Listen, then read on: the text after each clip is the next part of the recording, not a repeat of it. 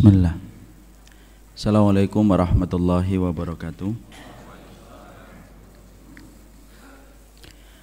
Innal hamdalillah wassalatu wassalamu ala Rasulillah wa ala alihi wa sahbihi wa man tabi'ahum bi ihsan ila yaumil qiyamah.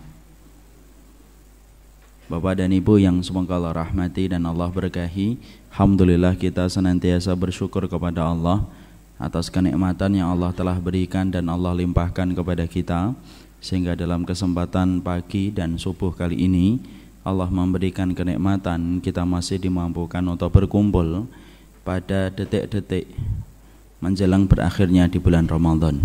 Dan semoga kita senantiasa mendapatkan dua kebaikan, diterimanya amal ibadah Ramadan kita dan bertemunya kita kelak dengan Allah Subhanahu wa taala. Dan tentunya ada sebuah hadis yang kiranya mampu memberikan semangat dan motivasi supaya kita betul-betul merasa bersyukur dengan adanya kesempatan yang Allah berikan kepada kita di bulan Ramadan. Hadis ini merupakan hadis yang sahih dari riwayatnya Imam Ahmad, Ibnu Majah dan Abu Dawud dari Salamah bin Abdurrahman. Sesungguhnya Thalhah bin Ubaidillah pernah melihat dua pemuda lusuh yang datang kepada Nabi SAW. Ketika dua pemuda ini menyatakan keislaman, maka mereka berpisah dari Nabi. Pemuda yang pertama adalah pemuda yang banyak berjihad di jalan Allah, lalu kemudian dia menebus dirinya dengan gugur di jalan Allah, mati syahid. Pemuda yang kedua mati 1 tahun setelahnya, setelah pemuda yang mati syahid, dan dia meninggalnya pun bukan dalam keadaan berperang, meninggalnya bukan dalam keadaan mati syahid. Ketika mereka pada waktu sudah meninggal dua-duanya, Thalhah kemudian menjumpai mereka di dalam mimpinya, bahwasanya Thalhah itu merasa di depan pintu surga bersama dengan dua pemuda yang pernah beliau lihat. Maka kemudian Thalhah menyangka pasti yang akan masuk pertama kali adalah yang mati syahid, karena besarnya keutamaan yang Allah berikan kepada yang mati syahid. Tentunya Bapak dan Ibu paham, orang yang mati syahid diberikan banyak keutamaan yang tidak didapatkan orang yang tidak mati syahid. Dibebaskan dari sakaratul maut, kucuran darah yang pertama ketika menetes menghapuskan seluruh dosanya yang besar dan yang kecil. Dan sesungguhnya diamankan dari fitnah kubur, diamankan pula dari hari kiamat, dinikahkan dengan 72 bidadari dan mampu memberikan syafaat kepada 70 penduduk keluarganya. Dan itulah yang menjadikan kita faham tidak ada derajat yang paling dekat dengan derajat kenabian kecuali adalah orang yang mati syahid. Thalhah menyangka yang pertama kali akan dipanggil ke dalam surga itu adalah pemuda yang mati syahid. Tapi ternyata yang justru dipanggil pertama kali adalah pemuda yang mati 1 tahun setelah pemuda yang mati syahid. Setelah itu beberapa lama keluarlah kembali orang dari dalam surga dan memanggil yang kedua. Dan yang dipanggil yang kedua adalah sahabat yang mati syahid setelah sahabat yang pertama dimasukkan ke dalam surga. Lalu kemudian Thalhah ketika mau masuk ke dalam surga, maka keluarlah seseorang dan berkata, "Irji, pulanglah kamu wahai Thalhah, belum saatnya kamu masuk ke dalam surga." Sampai Thalhah terbangun dari mimpinya. Mimpi itu dia sampaikan dalam kenyataan heran, dalam perasaan yang begitu heran. Bagaimana ada orang yang mati syahid tetapi justru dipanggil yang kedua. Adapun yang mati syahid kemudian dipanggil yang kedua, yang tidak mati syahid justru dipanggil yang pertama. Maka apa yang dilihat oleh Thalhah bin Ubaidillah radhiyallahu anhu di dalam mimpinya akhirnya terdengar oleh Nabi, dan akhirnya Nabi bertanya kepada Thalhah, "Wahai Thalhah, apa yang kamu herankan?" "Ya Rasulullah, bagaimana saya tidak heran ya Rasulullah? Ada dua pemuda lusuh yang pernah bersyahadat di hadapanmu, yang satu akhirnya mati syahid, yang satu tidak mati syahid. Tapi yang tidak mati syahid justru dipanggil pertama kali lebih dulu daripada yang mati syahid. Harusnya yang dipanggil pertama kali adalah yang mati syahid." Lalu kemudian Nabi berkata, "Apa yang kamu herankan dari itu wahai Thalhah? Bukankah kamu harus paham wahai Thalhah?" Rasulullah kemudian bertanya, "Bukankah pemuda yang tadi dipanggil pertama kali masuk ke dalam surga masih punya sisa waktu 1 tahun lebih panjang daripada yang mati syahid?" "Betul ya Rasulullah." "Dan tahukah kita dalam 1 tahun itu wahai Thalhah, maka dia terbaik di dalam sholatnya, terbaik dalam puasanya. Dan tahukah kamu wahai Thalhah, Dia masih mengikuti berapa kali Ramadan? 1 kali Ramadan ya Rasulullah. Dan tahukah kita bahwasanya dalam Ramadan itu kemudian dia diterima amalnya, dan itulah yang mampu menjadikan dia diunggulkan daripada yang mati syahid. Disitulah kita faham, kalaulah 1 kelebihan Ramadan, 1 kali kelebihan Ramadan bisa mendekatkan kita kepada derajat orang yang mati syahid, maka inilah puncak bagaimana transaksi kita di hadapan Allah. Kita ini pedagang, Pak. Kita ini pedagang. Dan kemudian barang produksi kita itu adalah sholat kita, puasa kita, dan seluruh ketaatan kita. Yang membeli barang dagangan kita adalah Allah. Alat tukarnya mahal, yaitu adalah surga. Maka siapapun yang bertransaksi kepada Allah pada bulan Ramadan, maka pastikan transaksinya adalah transaksi yang besar. Investasinya adalah investasi yang paling megah. Dan investasi yang paling mahal adalah investasi yang ditanam oleh orang yang beriman ketika di bulan Ramadan. Sampai-sampai tadi keterangan yang tadi kita sebutkan, mendekatkan dia kepada orang yang mati syahid. Makanya ketika kita di bulan Ramadan, manfaatkanlah semaksimal mungkin apa yang bisa kita persembahkan kepada Allah, karena sesungguhnya investasi yang paling Allah senangi adalah investasi yang kita tanam di bulan Ramadan. Sedekahnya antum di bulan Ramadan berbeda dengan sedekahnya antum di luar bulan Ramadan. Tilawahnya antum di bulan Ramadan berbeda betul dengan tilawah antum di bulan-bulan yang lainnya. Dan seluruh ketaatan yang ditanam di bulan Ramadan itu berbeda banget dengan ketaatan yang kita lakukan di luar bulan Ramadan, saking besarnya kecintaan Allah kepada bulan Ramadan. Maka semoga kita tidak lebih parah daripada kuda. Imam Ibnu Qayyim itu mengatakan kuda kalau mengikuti pacuan kuda, maka dia akan melecot dirinya lebih cepat pada putaran yang terakhir. Karena apa? Tabiatnya kuda, kalau pada putaran yang terakhir akan dipecut oleh jokinya supaya berlari lebih cepat pada putaran yang terakhir, karena sesungguhnya pertandingan ditentukan bagaimana pada putaran yang terakhir. Makanya kemudian sampai Imam Ibnu Qayyim berkata, kalau ada orang yang tidak bersemangat pada bulan Ramadan 10 hari yang terakhir, berarti dia lebih bodoh daripada kuda ketika melecot dirinya pada putaran yang terakhir. Semoga kita tidak lebih bodoh daripada kuda. Dan semoga kita adalah orang yang sukses bertransaksi kepada Allah di bulan Ramadan, karena sesungguhnya biarkan Allah yang membeli semua dagangan kita di bulan Ramadan. Dan sesungguhnya Allah ketika membeli barang tuh nilai apa? Kalau Allah sudah membeli, tidak ada alat tukarnya kecuali adalah barangnya Allah. Ala inna sil'atallah ghaliyah. Sesungguhnya barangnya Allah itu mahal, dan barang Allah itu adalah surga. Dan semoga kita termasuk orang yang sukses berdagang dengan Allah pada waktu di bulan Ramadan. Amin insyaallah. Kita akan melanjutkan kajian kitab. Sebelum kita membahas tentang persoalan-persoalan jahiliyah, tentunya saya mengingatkan bahwasanya di antara nikmat besar yang Allah berikan kepada kita setelah kehidupan kita mendapatkan keimanan, yaitu adalah ketika kita mendapatkan sehatul faham, pemahaman yang sehat. Pemahaman yang sehat itu indikatornya 2. Yang pertama, harus merujuk kepada apa yang dikatakan oleh Nabi dan para sahabat. Karena tidak akan benar, Pak, pemahaman kita di dalam agama sampai kita kembalikan cara kita memahami ayat Al-Quran dan memahami sunnah sebagaimana yang difahami oleh Nabi dan para sahabat ridwanullah alaihim. Jadi pemahaman yang sehat, pemahaman yang sunnah, yaitu adalah pemahaman yang dikembalikan kepada apa yang disampaikan oleh Rasulullah dan para sahabat. Pemahaman yang sehat yang kedua, yaitu adalah indikatornya kembalinya kepada apa yang kita lepaskan dan apa yang kita jauhi dari pemikiran-pemikiran yang berseberangan dengan pemikiran Nabi dan para sahabat.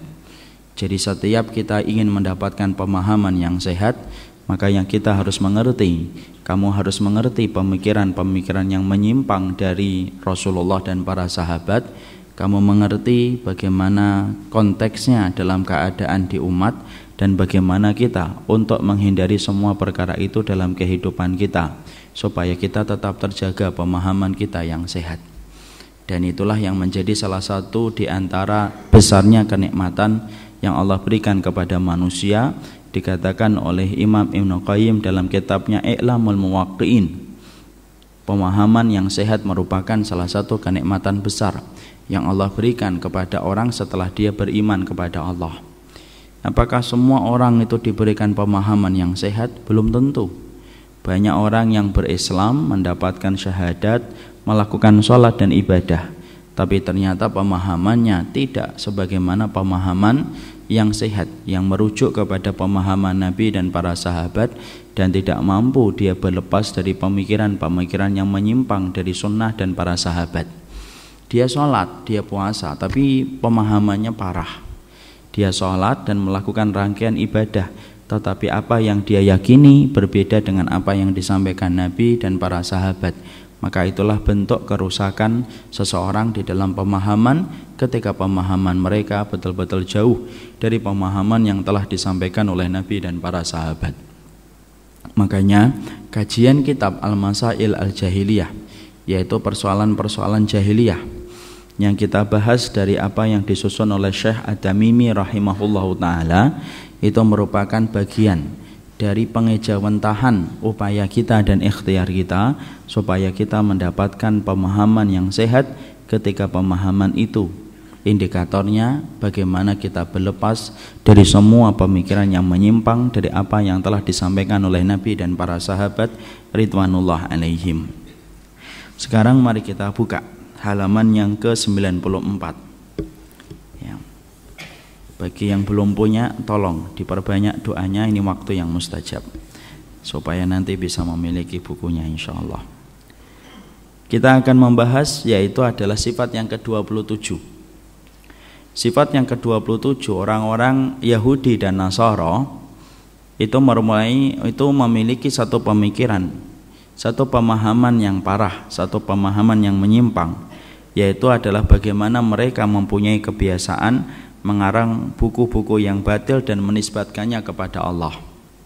Jadi orang-orang Yahudi dan Nasara adalah orang yang lancang dan orang yang berani untuk melenceng dari apa yang didapatkan dari kitabullah, dari Taurat dan Injil, lalu mereka mengarang buku-buku sesuai dengan apa yang mereka selewengkan dari kitab Taurat dan Injil, lalu dengan tega dan berani untuk menepuk dada dan mengatakan bahwasanya itu merupakan sesuatu yang datang dari Allah Subhanahu wa taala.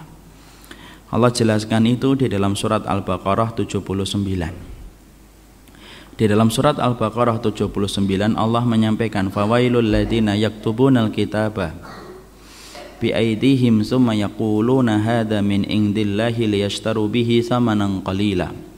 Fawailul lahum mimma katabat aydihim wa wailul lahum mimma yaksibun. Allah kemudian menyampaikan tentang bagaimana sifatnya orang Yahudi. Allah menyampaikan fawailul lil ladzina yaktubunal kitaba bi aydihim. Sesungguhnya celakalah sekali orang-orang yang mereka menulis, yaitu adalah Alkitab dengan tangan mereka sendiri. Jadi mereka menyelewengkan apa yang mereka tulis dari kitab yang Allah turunkan, kemudian mereka tega mengatakan hadza min indillahi, bahwasanya ini turun dari sisi Allah.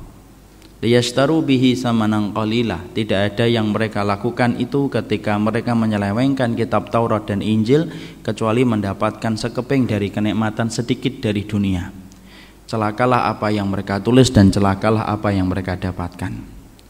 Disitulah kita mendapati, Pak, di dalam ayat ini memberikan kepada kita banyak penjelasan.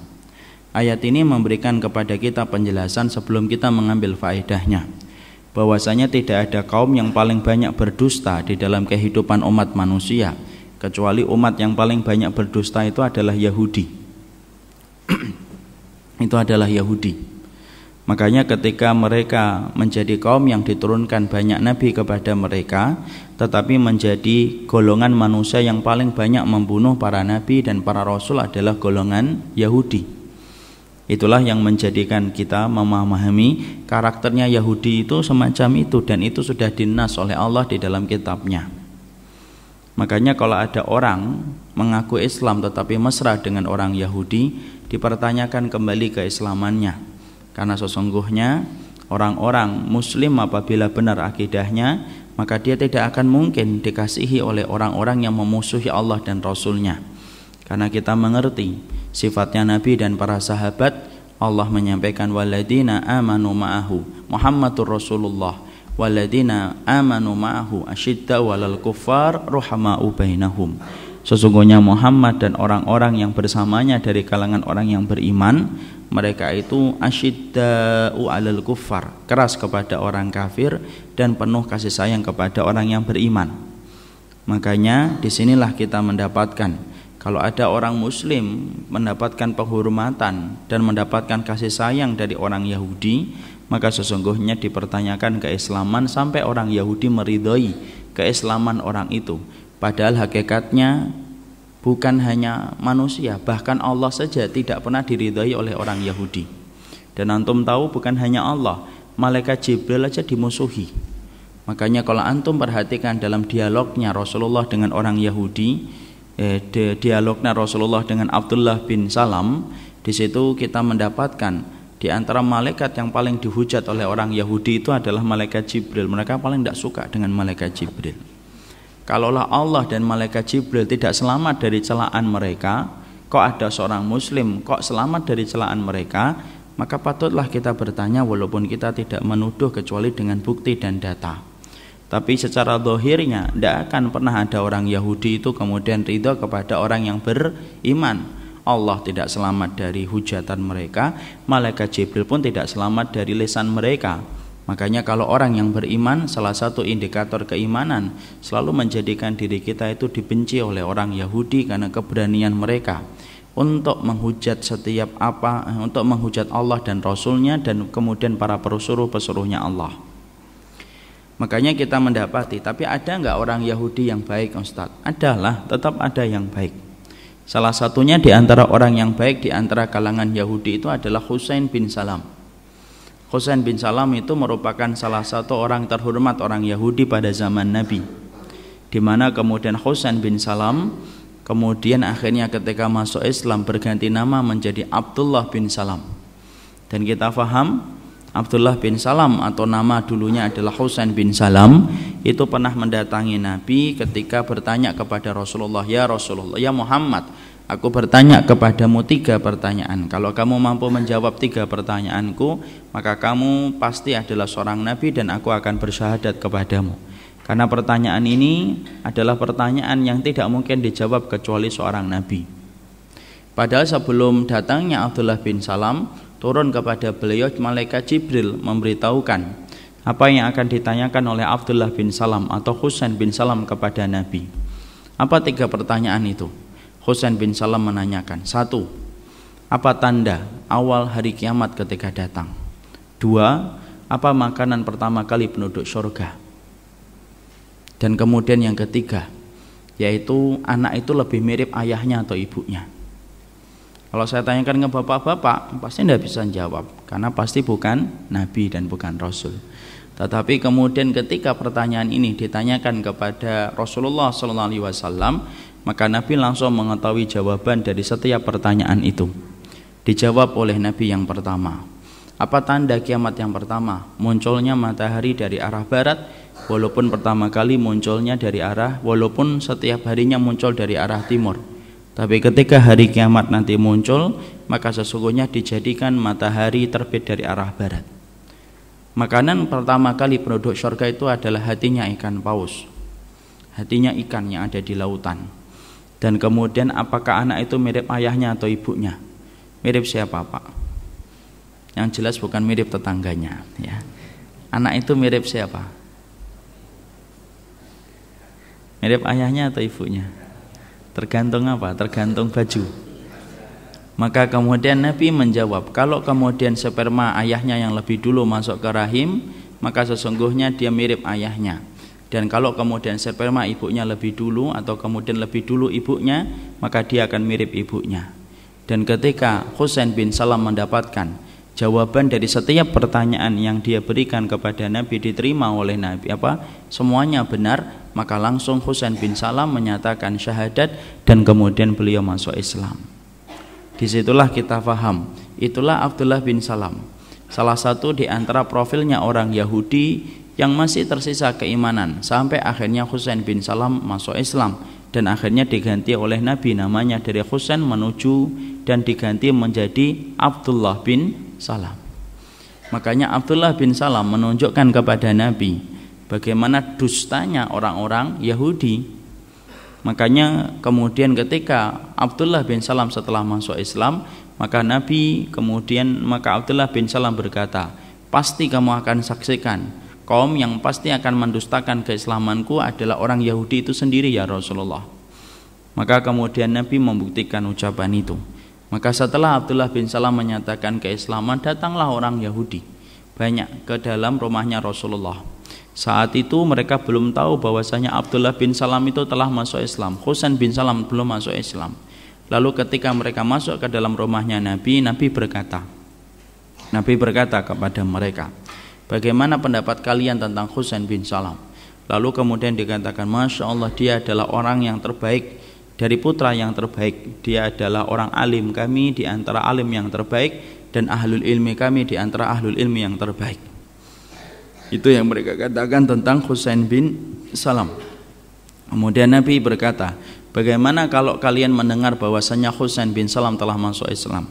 Kemudian mereka berkata, tidak mungkin itu terjadi, dan semoga Allah melindungi dari perbuatan buruk itu. Dan kemudian keluarlah Abdullah bin Salam dan berkata, sesungguhnya saya telah masuk Islam. Dan Nabi mengatakan dia telah masuk Islam dan berganti namanya menjadi Abdullah bin Salam.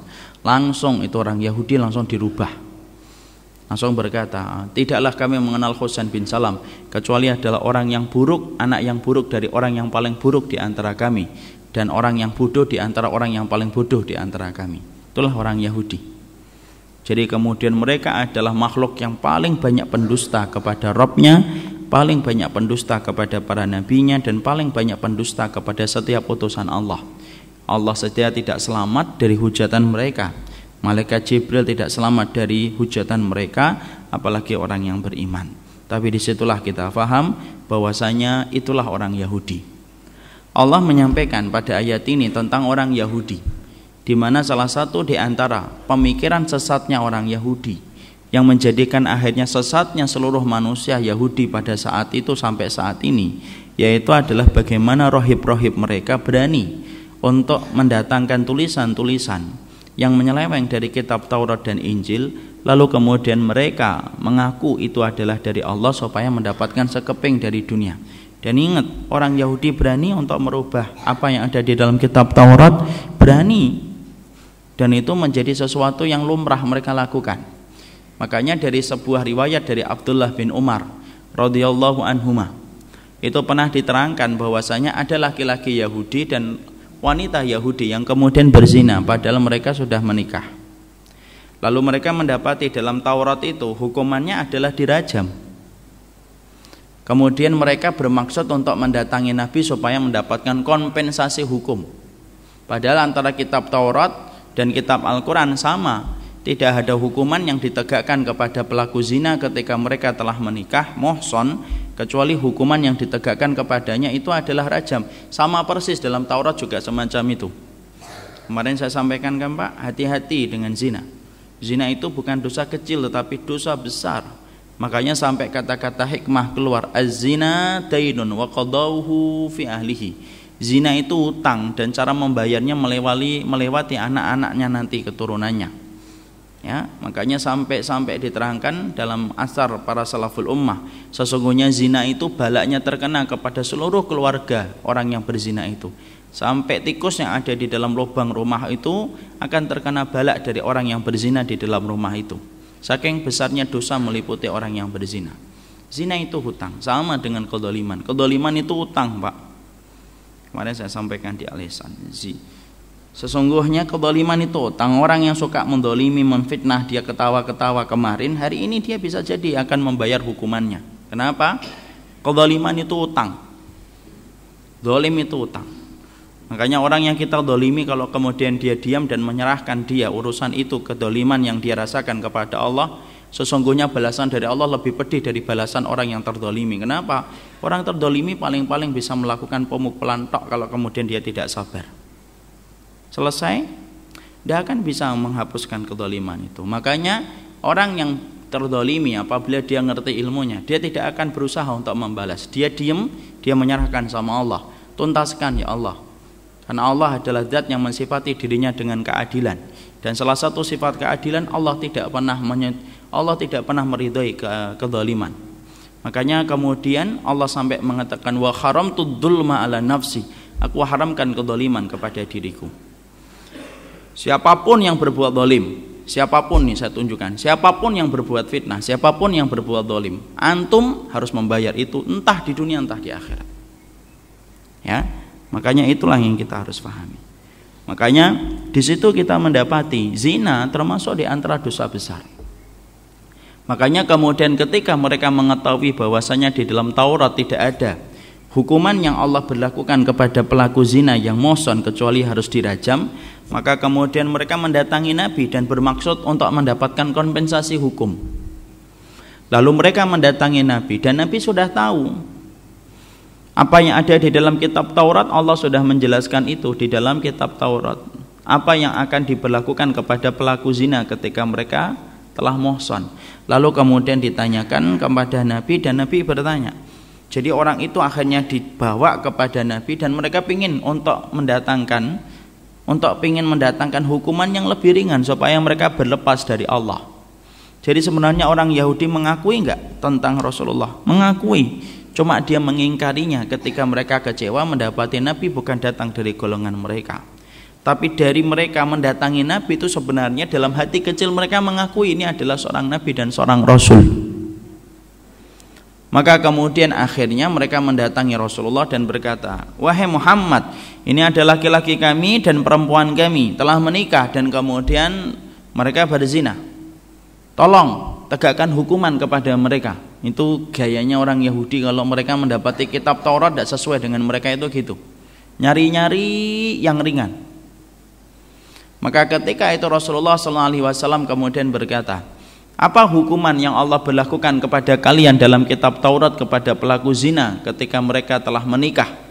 Kemudian salah satu di antara pendeta itu berkata, kami akan beberkan aibnya dan keburukannya. Yang lainnya tidak ada. Padahal dalam kitab Taurat jelas bahwasanya pelaku zina itu adalah dirajam apabila sudah menikah, persis sebagaimana dijelaskan itu di dalam Al-Quran. Maka kemudian keluarlah Abdullah bin Salam dan berkata, kadzabtum, kalian adalah makhluk yang pendusta, bohong kalian. Sesungguhnya hukuman Allah yang diberlakukan kepada pelaku zina ketika mereka sudah menikah, tidak ada hukuman yang Allah berlakukan dalam kitab Taurat kecuali dirajam. Kemudian mereka tergopoh-gopoh kemudian membawa kitab Taurat dan kemudian mereka menunjukkan itu.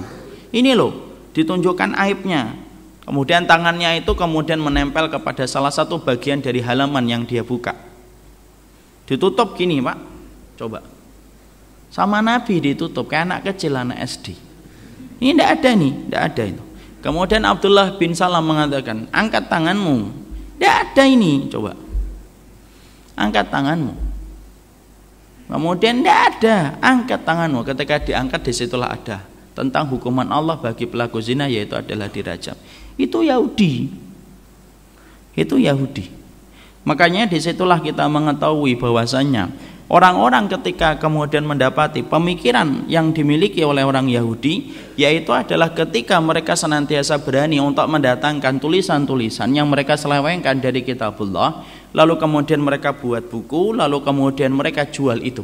Nah disitulah kita mendapatkan pelajaran penting. Sama dengan pemikiran menyimpang hari ini, di antara yang mereka wariskan ketika memiliki pemikiran yang menyimpang dari kitabullah dan sunnah, maka mereka memanfaatkan media dan memanfaatkan tulisan supaya itu mampu tersebar kepada banyak manusia dan menyihir banyak masyarakat dan banyak manusia supaya mereka melenceng dari ketentuan kitabullah dan sunnah.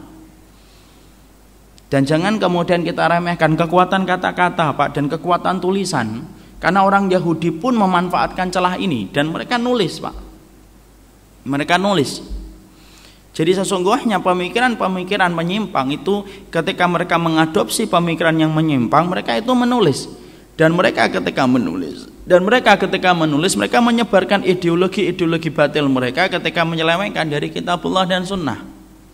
Makanya orang kafir dan orang-orang munafik mereka tidak pernah melewatkan celah untuk memanfaatkan kekuatan kata, baik itu melalui media ataupun melalui tulisan. Makanya lihat kan hari ini ada fenomena anak kecil yang kemudian membuat satu tulisan. Ya, siapa itu? Afi ini Haya siapa? Dan nama itu bukan nama aslinya. Lalu kemudian membuat berbagai macam tulisan dan ternyata sifatnya adalah plagiat. Tapi kemudian tulisan itu diagung-agungkan, lalu kemudian disanjung-sanjung, seakan-akan menjadi karya emas. Seakan-akan untuk kemudian menyudutkan dan mendiskreditkan kebenaran yang telah ditetapkan oleh kitabullah. Dan sampai Allah membuka semua aib dan semua keburukannya, sampai kita akhirnya mengetahui ternyata hanya hasil jiplakan saja. Tapi disitulah kita menangkap sebuah faedah. Orang kafir, orang Yahudi dan Nasara, mereka selalu memanfaatkan segala macam celah untuk mendiskreditkan kebenaran, untuk menjatuhkan kebenaran, dan itu melalui tulisan yang mereka selewengkan dari kitabullah, lalu kemudian mereka jual itu dengan berbagai macam cara. Makanya kita lihat fenomena di masyarakat, AFI muncul, bagaimana gerakan homo, lalu kemudian kita ngerti kan gerakan homo dibuat bukunya, diselipkan di buku-buku pelajaran.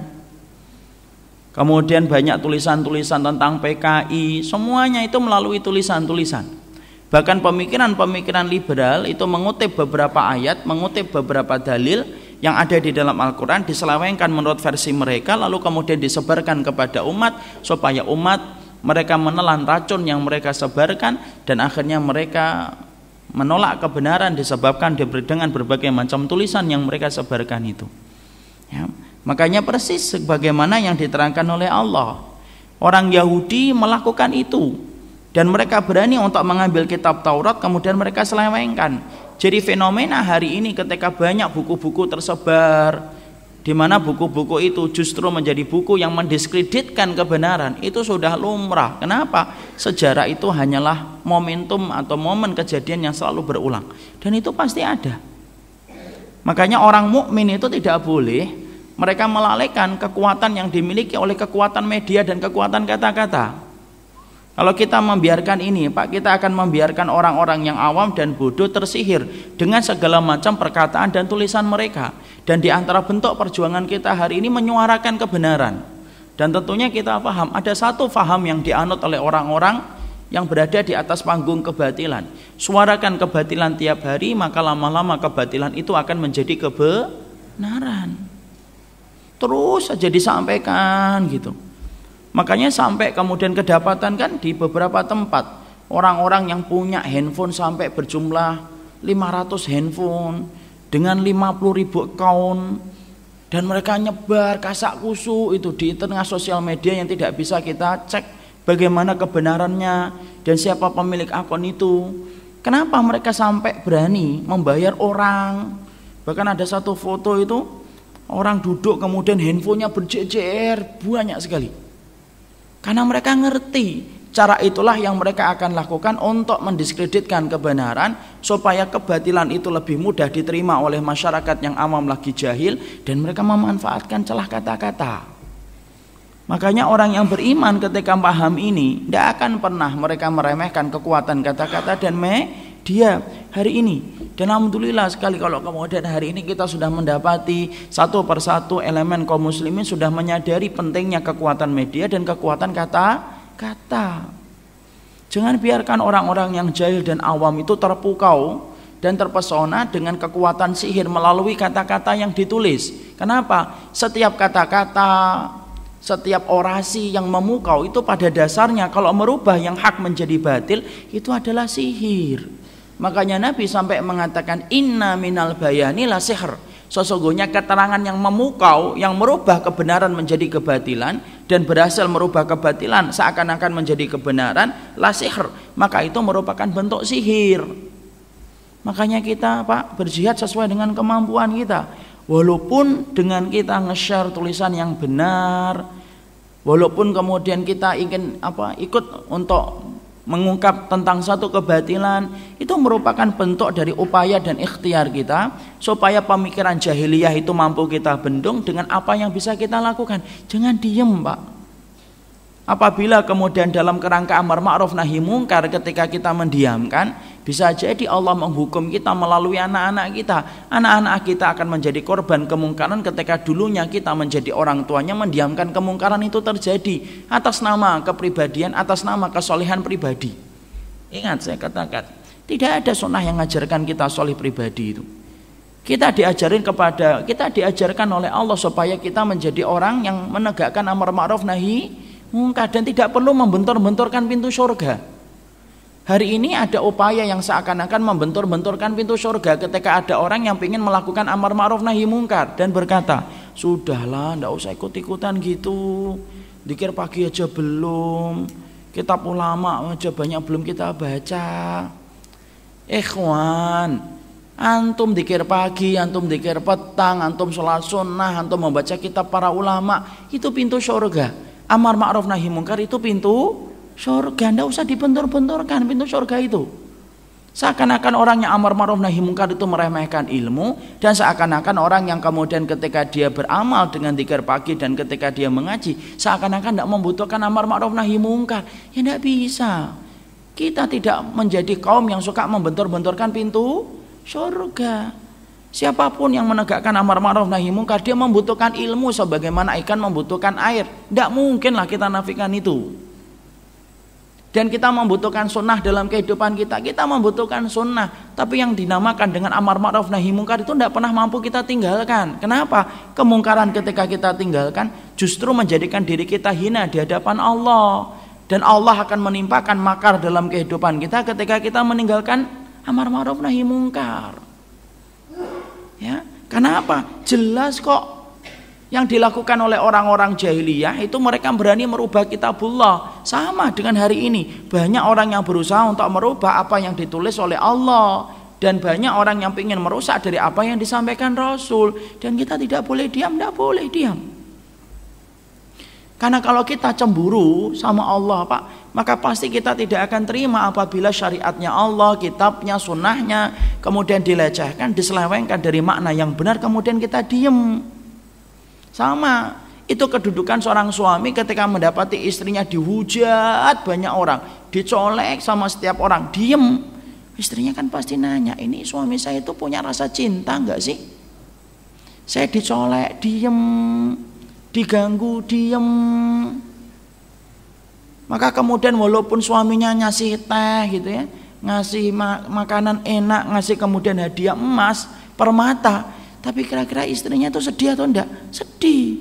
Mas, sebelum kamu ngasih hadiah kalung, ketika kamu tadi saya dicolek kok kamu diem?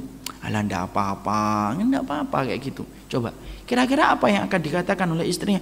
Mana rasa cemburumu?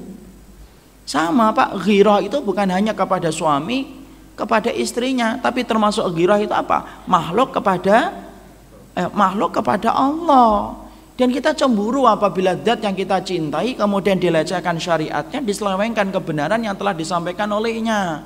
Makanya kemudian kita memberikan pengingkaran sesuai dengan kemampuan kita, dan tidak perlu dibentur-benturkan dengan pintu surga yang lainnya.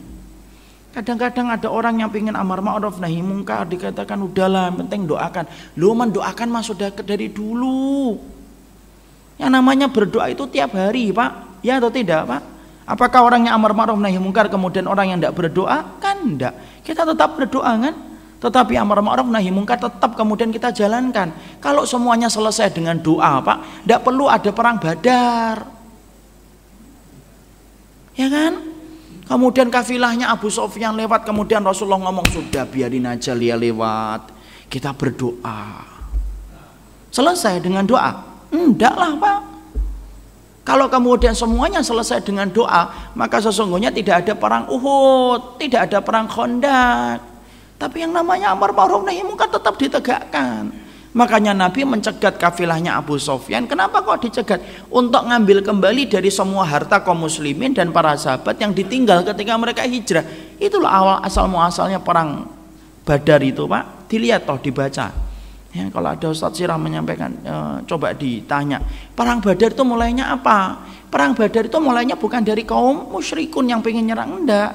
Tapi Nabi mendengar kafilahnya Abu Sufyan akan ngelewatin Badar. Kemudian Nabi untuk mencegatnya, untuk mengambil kembali harta yang telah diambil oleh orang-orang musyrik ketika para sahabat meninggalkan Makkah. Ternyata kemudian kafilahnya Abu Sufyan sudah sampai ke Mekah dan kemudian dikirimkan pasukan pengganti. Terjadilah perang Badar, perang yang dicintai oleh Allah, perang yang disebut dengan Furqan, pembeda antara yang hak dengan yang batil.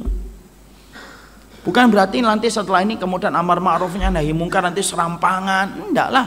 Semuanya tetap dilakukan dengan koridor ilmu. Tapi tolong jangan dibentur-benturkan, ya. Seakan-akan orang yang amar ma'ruf nahi mungkar tidak berdoa, dan seakan-akan yang berdoa itu tidak membutuhkan amar ma'ruf nahi mungkar. Nah, khawatir itu termasuk dari bisikan setan. Doa pintu surga, amar ma'ruf pintu surga, tidak usah dibentur-benturkan. Semuanya dalam keadaan dibutuhkan oleh Islam. Oleh karenanya disitulah kita memahami fenomena orang yang menyelewengkan dari kitabullah itu banyak dan terus ada setiap waktunya dan setiap saatnya, terus ada. Sebagaimana keberanian mereka ketika mereka menyelewengkan dari kitab Taurat, dan terus mereka akan menyelewengkan terus. Sebagaimana hari ini mereka mencoba menyelewengkan apa yang ada di dalam Al-Quran. Coba Bapak sekali-kali baca itu buku-buku liberal. Nggak usah ding. Nggak usah, Masal Jahiliyah aja nggak pernah baca itu. Tapi kalau Bapak kemudian sekali membaca itu, Bapak akan lihat mereka pakai ayat, Pak. Mereka pakai dalil, pakai ayat, pakai hadis, Pak. Bahkan ada catatan kakinya hadisnya, Insya Allah. Tapi kemudian hadis itu dibawa sesuai dengan pemahaman mereka, dan ayat itu dibawa sesuai dengan pemahaman mereka. Itu yang dilakukan oleh mereka. Ya.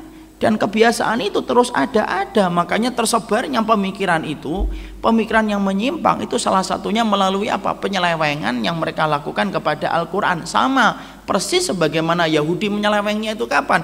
Ketika mereka menyelewengkan dari kitab Taurat itu, dan keberanian mereka untuk itu berani. Sekarang aja berani kok Pak. Berapa banyak orang liberal sekarang itu terang-terangan bagaimana dia mengkritik kitabullah. Dan mereka menuliskan kitabullah sesuai dengan selera nafsu mereka, dan berani memperlihatkan ketika mereka tidak mendapati kecocokan dengan ayat, berani kok mereka itu menampakkan bagaimana tidak setujunya mereka dengan ayat-ayat yang mereka anggap bermasalah. Masya Allah, ada ayat yang dianggap bermasalah, ya.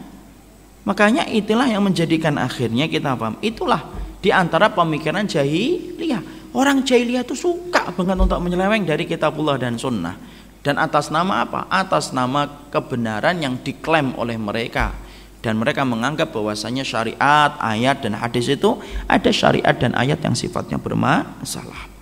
Lah, mereka melakukan itu tuh ngapain? Nah, Allah menjawab.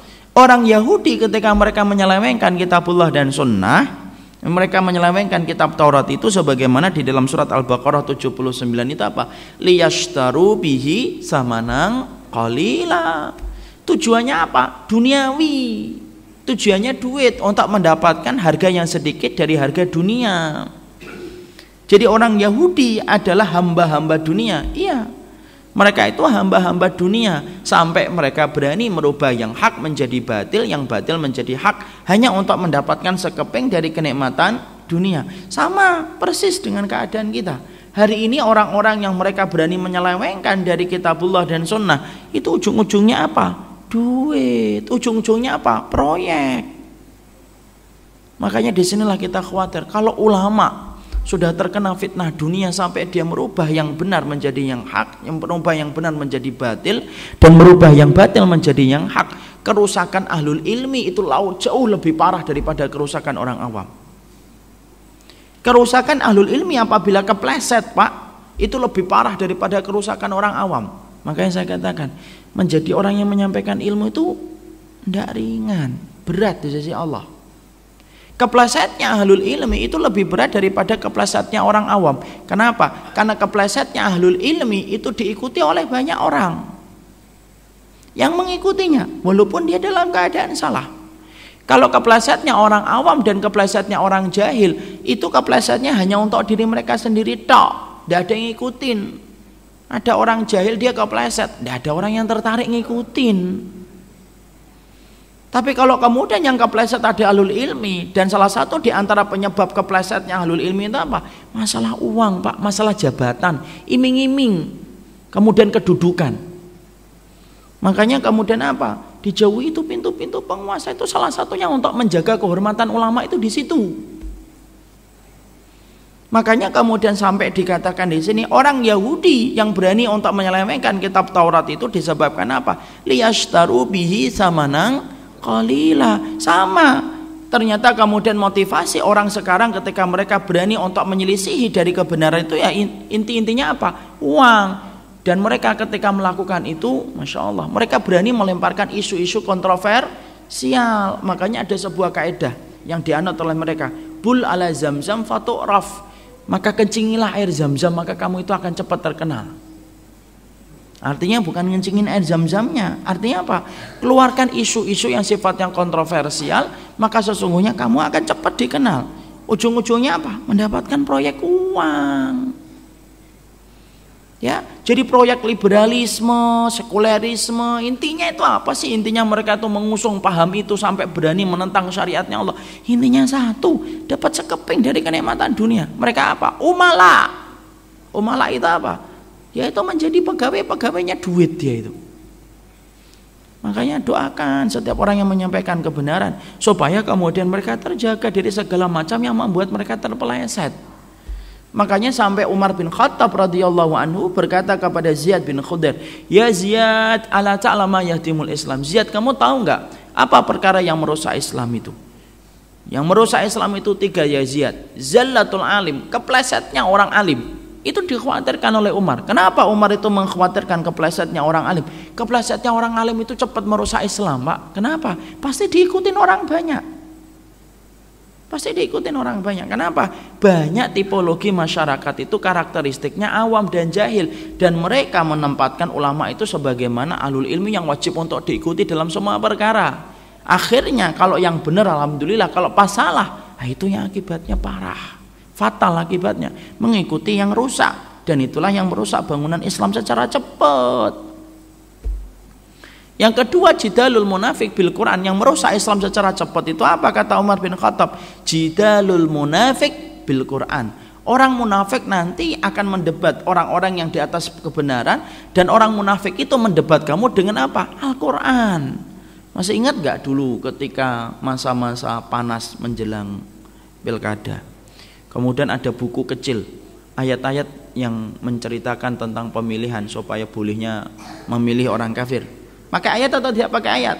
Pakai ayat yang diselewengkan maknanya dari makna yang sebenarnya.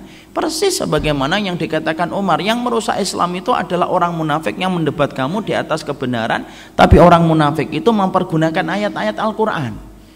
Yang ketiga, hakim ma'aimatul mudillin, berkuasanya pemimpin-pemimpin yang menyesatkan dari kitabullah dan sunnah, meninggalkan kitabullah dan sunnah, dan kemudian menghukumi segala sesuatu dalam kehidupan masyarakatnya bukan dengan kitabullah dan sunnah. 3 perkara itu yang disebutkan siapa? Umar bin Khattab. Kepada siapa? Ziyad bin Khudair. Dan itu apa? Merusak Islam, betul. Makanya inilah yang kemudian kita dapatkan. Sesungguhnya inilah pula yang kemudian merusak dan menjadi perkara yang merusak agama Yahudi, sampai Yahudi itu kemudian mendapatkan predikat al-maghdub, yaitu adalah kaum yang dimurkai oleh Allah. Tidaklah orang Yahudi itu dimurkai oleh Allah. Kenapa mereka dimurkai? Karena keberanian mereka untuk menyelewengkan dalam kitab Taurat, merusak kehidupan umat dan merusak kehidupan pemeluknya sampai hari ini, Pak. Coba, apa nggak menjadi dosa jariah itu? Dosa jariah yang nggak berhenti-berhenti sampai sekarang. Sampai orang Yahudi hari ini pun melenceng dari kebenaran ya disebabkan karena itu.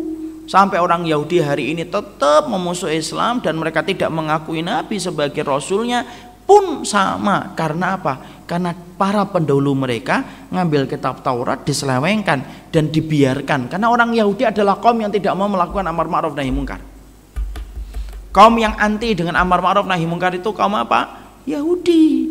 ketika mereka meninggalkan kitab Taurat dan Injil dan kemudian mereka menyelewengkan Taurat dan Injil, disitulah rusaknya kehidupan mereka. Dan rusaknya kehidupan mereka dilanjutkan dengan tidak adanya amar ma'ruf nahi munkar, sampai kerusakan itu terus menjadi warisan sampai hari ini. Kemudian kerusakan itu masih dimiliki oleh orang Yahudi sampai mereka mendapatkan doa laknat dari kita setiap harinya, Pak. Ghairil maghdub alaihim waladhdallin. Makanya kemudian disinilah yang menjadikan kita faham. Makanya kemudian Syekh Shalih Fauzan di dalam keterangannya sampai beliau berkata, makanya yang diperhatikan orang alim ketika dia menulis itu dia takut kepada Allah, dan janganlah dia pernah menulis kecuali sesuai dengan panduan kitabullah dan sunnah, karena dia bertanggung jawab dengan tulisannya. Dia tidak menulis dalam fatwanya, karyanya dan makalahnya kecuali yang selaras dengan kitabullah dan sunnah. Jadi ini menjadi apa? Nasihat buat kita. Berarti kalau kita nulis, membroadcast, menyebarkan tulisan, pastikan betul bahwasanya tulisan itu tidak keluar dari aturan kitabullah dan sunnah. Kalau memang tidak ngerti, belum bisa dicek, dan Bapak belum memiliki kemampuan untuk ngecek di kitab-kitab induknya para ulama, tidak usah ikut nge-share, daripada nanti menjadi dosa jariah yang terus akan menjadi terwariskan setiap ada orang yang mengamalkan sesuatu yang salah. Apalagi kalau kemudian tulisan itu sudah membawa syirik. Ada loh Pak tulisan niatnya baik tapi ternyata di dalamnya ada kesyirikan. Apa tulisan yang secara penampakan itu baik tetapi ternyata di dalamnya ada kesyirikan? Tulisan yang semacam ini, yang sifatnya bagus supaya ngerawat anak yatim, bantu orang miskin, bagus, tapi ditutup dengan kata-kata apa? Tolong disebarkan kepada 10 orang maka kalian akan mendapatkan keberuntungan. Kalau tidak maka kesengsaraan itu akan menimpa kepada kalian, dan saya telah membuktikan itu. Nah, model kayak gitu tuh syirik atau tidak syirik? Syirik lah. Sejak kapan keberuntungan kita diukur dari apa yang kita sebar? Apalagi penyebutan sampai 10 orang. Terus kemudian keluarga kita akan mendapatkan ini dan itu. Lah apa hubungannya? Kasihan banget yang nggak punya pulsa pas dapat itu. Dia marah-marah sama yang ngirim ke dia. Kamu tuh tahu saya nggak ada pulsa malah dikirimin gini. Ngirimin 10 orang itu berapa ini? Makanya Masya Allah itu termasuk sifatnya kebaikan tetapi tercampur dengan kesyirikan. Pastikan betul apa yang kita tulis sesuai dengan panduan kitabullah dan sunnah. Jadi kemudian harus betul-betul kita ngerti. Bukan berarti kemudian kita harus jadi orang alim betul baru kemudian kita boleh nge-share tulisan, enggak lah. Artinya Bapak tanya, Bapak kan selama ini ikut kajian, oh di situ ada hadisnya, tanya dulu kepada orang yang berilmu, apakah ini layak untuk saya share? Kalau kemudian dikatakan layak untuk di-share, yang sifatnya bisa membangun manfaat dan kebaikan kepada Islam dan kepada kaum muslimin. Maka kemudian Syekh Shalih Fauzan melanjutkan, maka betapa banyak buku-buku, artikel, fatwa sesat atas nama Islam yang diterbitkan pada saat ini. Itu semuanya persis sebagaimana yang dilakukan oleh orang Yahudi. Dan itulah yang menjadikan kita akhirnya memahami kerusakan orang jahiliyah, yaitu adalah ketika mereka menyelewengkan kitabullah dan sunnah dengan mendapatkan keinginan sekeping dari kenikmatan dunia dan tidak ditegakkan amar ma'ruf di antara mereka, sampai itu menjadi dosa jariah dan menjadi kerusakan jariah berlaku sampai keturunan-keturunan mereka hari ini. Sama Islam Pak, beda dengan Yahudi. Kita ada amar ma'ruf nahi mungkar, maka lakukanlah amar ma'ruf nahi mungkar dengan hikmah.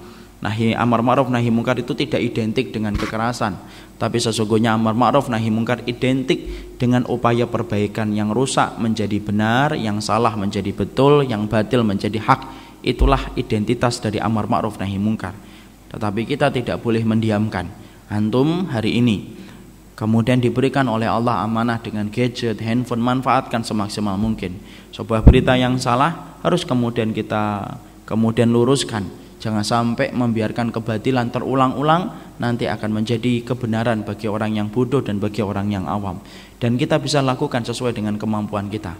Kita tidak boleh nutup mata, Pak. Orang kafir hari ini memanfaatkan celah YouTube, sosial media.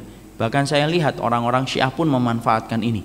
Bapak lihat gaya-gaya pemilik akun tidak jelas di YouTube. Pemilik akun-akun tidak jelas di YouTube itu biasanya apa? Ngadu domba. Ustadz Fulan diambil potongannya, kemudian Ustadz Fulan diambil potongannya, dibenturkan. Kemudian sampai terjadinya ribuan itu komentar. Bahkan sampai ada yang janjian untuk ketemu, untuk duel Pak. Saya pernah baca di salah satu statusnya YouTube itu. Padahal kemudian masih banyak yang bisa dikompromikan dari dua ustadz itu. Sebenarnya mereka bicara dalam konteks yang berbeda. Di video ana saja, kadang-kadang saya bicara mana, tapi kemudian diambil, kemudian dalam konteks yang berbeda. Makanya disitulah di dalam Islam kenapa ada upaya, yaitu adalah meminta izin. Masuk ke rumah aja minta izin kok. Karena sesungguhnya yang kita khawatirkan pemotongan-pemotongan yang semacam itu tidak sebagaimana maksudnya dari awal. Kita tentunya berterima kasih kepada ikhwan-ikhwan yang kemudian sudah turut serta untuk menyebarkan ilmu. Tapi bersihkan niat kita bahwasanya kita ingin menyampaikan ilmu, bukan berniat untuk memberikan mandorot kepada Islam dan kaum muslimin. Dan banyak sekali sekarang hari ini tersebar akun-akun palsu yang digunakan oleh mereka untuk mengadu domba di antara kaum muslimin dengan kaum muslimin yang lainnya. Dan kita adalah orang yang paling cepat tertipu Pak. Baru dengar YouTube aja langsung mata kita langsung merah, kemudian langsung kita percaya langsung. Padahal dalam Islam itu nggak kayak gitu. Dalam Islam adalah ada upaya untuk kemudian mendatangi kepada pembawa berita itu, kemudian ngecek beritanya yang benar, supaya kemudian kita menentukan sikap dengan sikap yang adil. Ya, makanya belum lagi orang kafir, dan orang kafir mereka betul-betul memanfaatkan celah ini. Makanya sudah terbukti banyak sekali yang ketangkep kan. Orang-orang kemudian kafir 3 orang 4 orang memiliki handphone sampai 500 handphone Pak. Ya, kemarin saya membaca dari sebuah portal berita yang cukup terkenal. Itu sampai kemudian diketemukan beberapa orang sampai punya sampai ratusan handphone. Dan kerjaannya hanya untuk itu. Dan sudah sudah menjadi rahasia umum. Ada yang kemudian punya proyek untuk itu, proyek untuk nge-like supaya kemudian apa? Naik cepat. Naik, yang nge-like sampai 200.000. Dan itu mudah bagi orang yang kemudian mereka meniatkan segala macam cara untuk mendapatkan tujuan. Ingat, orang kafir itu Pak tidak mengenal yang halal dan haram selama tujuannya tercapai, apalagi komunis. Boleh nggak kemudian kita merasa aman dari komunis? Tidak boleh lah. Sebagaimana kita tidak merasa aman dari pemikiran menyimpang Syiah, kemudian liberalisme, sama lah. Komunisme itu sama. Dan itu termasuk di antara pemikiran yang menyimpang. Dan ingat, semua pemikiran menyimpang selama mereka bertemu dengan musuh bersama, mereka akan bersatu. Dan siapa musuh bersama mereka? Islam. Ya, walaupun ideologi mereka tampaknya berbeda satu dengan yang lainnya. Tapi kalau mereka menghadapi musuh bersama Islam, maka mereka akan bersatu lebih dulu untuk menghantam satu ini. Dan semoga Allah menjaga Islam dan kaum muslimin, dan Allah memberikan keberkahan dan perlindungan kepada kita dan anak-anak kita. Dan itulah yang kita pahami di antara strategi yang dilakukan oleh mereka, yaitu adalah mengarang buku-buku yang batil dan menisbatkan itu kepada Allah. Barakallahu fikum. Inilah yang kita bahas pada masalah ke-27, yaitu adalah pemikiran yang menyimpang yang dilakukan oleh orang-orang jahiliyah. Mereka kemudian mengarang buku-buku yang batil menisbatkan kepada Allah Subhanahu wa taala. Jaga diri kita dari semua kerusakan pemahaman yang dimiliki oleh mereka. Barakallahu fikum. Inilah masalah ke-27, menjadi masalah yang terakhir kita bahas di bulan Ramadan. Dan semoga Allah menerima segala amal kita di bulan Ramadan dan menjadikan bapak segala macam ibadahnya diterima oleh Allah Subhanahu wa taala. Ini yang dapat kita sampaikan dalam pertemuan kali ini. Sekarang mari kita buka dengan tanya jawab. Assalamualaikum warahmatullahi wabarakatuh. Dalam Islam bahwa seseorang tidak akan menanggung dosa orang lain. Tadi dikatakan bahwa pelaku zina akan memberikan pahala buat yang lainnya. Apa hubungannya antara pelaku zina dengan orang yang menerima pahala, dan penjelasan dengan seorang tidak akan menanggung dosa orang lain? Bapak yang semoga Allah rahmati dan Allah berkahi, bahwasanya itulah yang Allah akan berlakukan kepada pelaku zina ketika sampai terjadinya zina itu disebabkan karena kelalaian keluarga kepada proses pengawasan sampai akhirnya terjadinya zina. Proses kelalaian mereka sampai menyebabkan anggota keluarganya itu berzina, maka menyebabkan turunnya bala kepada mereka. Tetapi apabila keluarga itu sudah menjaga dan kemudian telah melakukan pengawasan ketat dan pengkondisian yang kondusif supaya anggota keluarganya tidak melakukan zina, maka sesungguhnya dia tidak akan terkena bala itu. Tapi apabila kemudian dia melakukan zina karena kelalaian dan keteledoran anggota keluarga yang lainnya sampai terjadinya zina, maka itu menimpa kepada yang lainnya, dan itu hukuman dari kelalaian mereka ketika mereka menganggap kecil persoalan zina. Contoh, bapak punya anak perempuan, bapak biarkan anak perempuan itu jalan sama laki-laki lain. Maka kelalaian kita membiarkan anak wanita kita sampai diajak laki-laki yang bukan mahram, itu tidak dibiarkan oleh Allah, Pak. Pertama, menjadikan bapak menjadi laki-laki dayus, jadi laki-laki yang dibenci oleh Allah dan tidak diajak bicara oleh Allah kelak pada waktu hari kiamat. Dan apabila perempuan itu melakukan zina, orang tuanya pun akan mendapatkan hukuman dari zina itu atas kelalaian kita, Pak. Dalam hukum secara umum, Pak, kalau ada kemudian narapidana yang kabur, sipirnya ditanya atau tidak ditanya, Pak? Sipir ditanya lah, kok bisa kabur, kenapa? Dia mau bangin itu WC, saya tahu, tapi tetap sipirnya akan ditanya enggak? Sipirnya akan ditanya. Dan kalau terbukti karena ada kelalaian, maka kemudian sipirnya pun akan mendapatkan hukuman. Itu sudah hukum umum, Pak, lumrah. Kita bisa pahami dalam persoalan-persoalan yang sifatnya umum dalam kehidupan masyarakat. Dari cara pandang di situ kita akan mudah memahami kenapa bala itu bisa terkena kepada seluruh anggota keluarga. Kalau itu karena kelalaian kita, maka kita akan terkena seluruh dari balanya. Kecuali satu, dia bertobat. Dua, dia telah mengkondisikan dengan ketat, tapi terjadinya zina itu di luar apa yang dia mampu ketika menjaga keluarganya, maka dia tidak akan terkena bala itu. Sekarang berapa banyak orang tua yang diberikan amanah anak laki-laki dan anak perempuan, dia mengkondisikan terjadinya zina. Anaknya laki-laki ketika mau nikah tidak diizinkan, sudah mengkondisikan zina. Padahal anak laki-laki kalau sudah meminta pernikahan, maka kewajiban orang tua untuk memberikan izinnya. Masalah harta itu bukan bapak yang menentukan. Masalah dunia bagi anak-anak kita itu Allah yang menentukan, Pak, bukan bapak. Jangan menggantikan posisi Allah untuk memberikan rezeki, karena bukan bapak yang ngasih rezeki, Allah yang ngasih rezeki. Kalau memang anak kita belum mampu, ya wajar bapak yang bantu dulu. Apa sih aibnya kalau membantu anak? Tidak ada aib kan? Anak bapak belum kerja, nikah, kemudian komentar tetangga, anaknya belum kerja kok sudah dikawinin, Pak. Katakanlah dengan tegas, tidak apa-apa, supaya terjaga dari zina, daripada anak saya kerja, kemudian nikahnya telat dan kemudian berzina. Semuanya dikembalikan kepada hitungan akhirat, bukan dikembalikan kepada hitungan duniawi. Ya, makanya kemarin saya sampaikan, di rumah kita ini harus ada yang jadi macan, Pak. Yang jadi macan itu siapa? Ya bapak lah. Kenapa kalau kemudian adanya macan? Supaya kemudian anak perempuan kita nggak digondol, supaya anak laki-laki kita nggak gampang untuk melanggar perintahnya Allah. Makanya apa? Di rumah itu ada macan. Makanya ada seorang ikhwan itu cerita, anaknya itu pernah ngomong ke bapaknya, bapak itu orangnya galak, makanya setiap laki-laki yang datang pada pergi. Kemudian bapaknya itu nanya sama saya, salah atau enggak Ustaz? Enggak bapak, saya mau anak saya. Jawaban gini saya, loh, keluarga itu memang harus ada yang galak, nah. Harus ada yang jadi macan satu, bapak jadi macan. Kalau kemudian bapak gak jadi macan, satu persatu anggota keluarganya bapak nanti dinodai sama orang.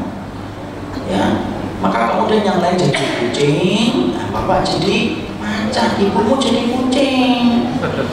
Yang lembut, kasih sayang, dan bapak itu jadi macan. Benar atau tidak, Pak? Benar ternyata. Coba Pak, anggota keluarga kalau kucing semua, Pak, digondol sama anak satu persatu kita. Ya, gak usah mikir saya kucing atau macan. Bapak lebih tahu lah. Bapak jadi macan lah, ibu jadi kucing. Jangan kebalik, ibunya jadi macan, suaminya jadi kucing. Ibunya ngomong tidak boleh, tidak boleh, bapaknya alah tidak apa-apa, zaman sekarang anggota. Itu kata-kata sihir itu. Ada kata-kata sihir yang menyebabkan terjadinya zina itu. Dan itu kata-kata yang tampaknya itu benar tapi salah kaprah. Satu, itu anak zaman sekarang memang gitu, lumrah. Yang kedua apa? Ini memang zaman Siti Nurbaya apa sekarang kita nyari itu kan? Itu dua kata-kata itu tampaknya itu memukau, tapi kemudian banyak merusak kehidupan itu. Makanya kemudian harus tegas betul. Maka kemudian yang kita lakukan adalah bagaimana kemudian kita hari ini, kemudian kita berusaha untuk menjaga betul. Kita jaga betul. Bagaimana kemudian kita jaga supaya kemudian anggota keluarga kita tidak ternoda. Karena apa? Sucinya anggota keluarga kita merupakan sebab keselamatan kita nanti di akhirat. Ya, barakallahu fikum. Tolong dijelaskan bahwasanya dosa zina tergolong dosa besar. Ya, iya, dari dulu. Ternyata dosa riba lebih besar daripada dosa zina. Iya, tapi bukan berarti kita ngeremehin zina. Alhamdulillah kita nggak riba ya, zina nggak apa-apa kan? Dosa besar. Dua-duanya dosa besar. Dosa dipilih-pilih. Itu neraka itu nggak usah dipilih, ditutup semua. Bagaimana cara melepaskan kita dari riba di zaman sekarang? Di negara kita hampir semua perbankan ada unsur ribanya, lepaskanlah. Minta tolong sama Allah. Kalau mampu kita lepaskan dari unsur riba. Ketika mampu minta tolong sama Allah. Jangan merasa lemah dengan apa yang Allah syariatkan. Allah tidak mungkin memberikan beban hukum kepada kita kecuali sesuai dengan kemampuan kita. Allah katain tinggalkan riba, berarti kita itu mampu sebenarnya. Kalau banyak orang lain mampu, kita tidak mampu, berarti yang salah itu kita, Pak. Bukan yang salah syariatnya Allah. Ya, contoh, ada guru ngasih soal, kemudian 50 siswanya di dalam kelas, 50 siswanya, ternyata kemudian tidak ada yang bisa menjawab. Tidak ada satupun yang bisa jawab. Yang salah gurunya atau siswanya? Gurunya. Kenapa? Ngasih soal terlalu berat, sampai 50 siswanya tidak ada satupun yang bisa jawab. Tapi kalau ada guru ngasih soal kepada muridnya, 50 itu, dia kasih soal, 25 bisa jawab, 25 tidak bisa jawab. Yang salah gurunya atau muridnya? Muridnya. Yang tidak pernah belajar, yang kedua tidak pernah bawa buku ketika kelas. Saya nggak nyinggung bapak loh, itu di kelas. Kalau tersungging, alhamdulillah banget, gitu ya. Sudah disindir aja, tidak kemudian tergerak. Saya hanya berpasrah sama Allah. Jadi semua unsur di urusan bank pasti ada unsur ribanya yang nggak bisa kita katakan. Ada yang tidak ada urusan ribanya. Ya kita tidak bisa menjelaskan detail, tapi kalau bank konvensional semuanya kemudian hampir rata-rata adalah ada Allah misal. Kan nanti siang masalah riba ya. Insya Allah ikutin masalah. Tapi sekali lagi jangan sampai takut sama riba, akhirnya meremehkan zina. Oh ternyata zina itu lebih ringan. Insya Allah di sini. Melihat kondisi sekarang ini di pemerintahan kita yang tidak berhukum dengan kitabullah, apa yang harus kita lakukan? Ya berdakwah, beramal ma'ruf nahi munkar. Mau ngapain? Mau ngobong? Tidak boleh lah, haram. Apalagi kemudian kita mendapati banyak kaum muslimin yang kemudian menjadi korban. Dan ingat pertama Pak, kalau adanya terjadinya kekerasan semacam itu, jangan buru-buru kita juga ikut-ikutan menyalahkan muslim seakan-akan kita sudah tahu pelakunya. Jangan ikut-ikutan media mainstream. Memang betul yang melakukan muslim, kok tiba-tiba langsung kita mengatakan kami berlepas diri dari bom mati bunuh diri. Memang kita sudah tahu kalau itu muslim atau enggak? Kok ikut-ikutan nuduh saudaranya? Itu yang pertama. Yang kedua, memang jelas haram melakukan tindakan kekerasan itu kepada kemudian kaum muslimin, dan itu bukan metode yang benar sesuai dengan apa yang disampaikan oleh kitabullah dan sunnah. Kita menyampaikan dakwah, kita menyampaikan amar ma'ruf nahi. Nah, caranya itu kita berdakwah, kita sampaikan kepada umat, bukan melakukan tindakan-tindakan kekerasan. Tapi saya ingatkan, kalau terjadinya kasus-kasus misalkan bom di mana, jangan buru-buru ikut-ikutan langsung mengatakan Islam berlepas diri, Islam mengharamkan. Itu sudah jelas Pak. Tapi pertanyaan saya, emang kita sudah yakin kalau yang melakukan itu Islam?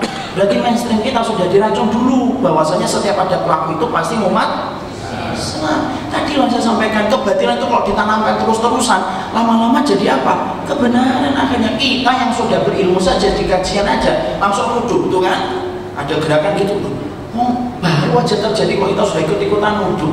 Kita nggak tahu Pak konspirasinya. Bisa jadi ada orang siapa dituduh, dibayar dia, diselewengkan, dijerumuskan. Kita nggak ngerti Pak. Hari ini zaman fitnah Pak. Tapi kalau ada yang betul, kalau ada yang melakukan itu muslim, salah dia. Itu salah.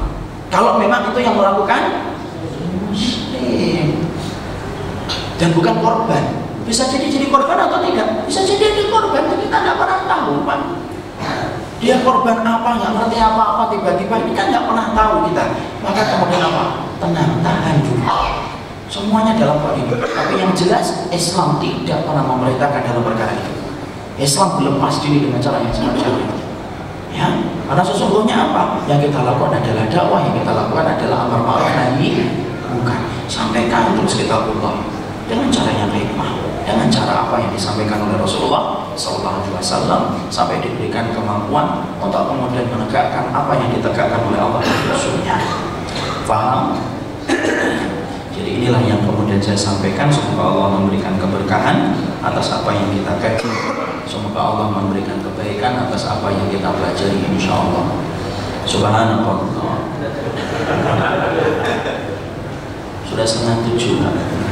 Insyaallah lain kali ya. Di lain dan kesempatan. Kalau ada sumur di ladang pastilah kita ketemu, insyaallah. Subhanallahumma wa bihamdika asyhadu an la ilaha illa anta astaghfiruka wa atubu ilaik. Assalamualaikum warahmatullahi wabarakatuh.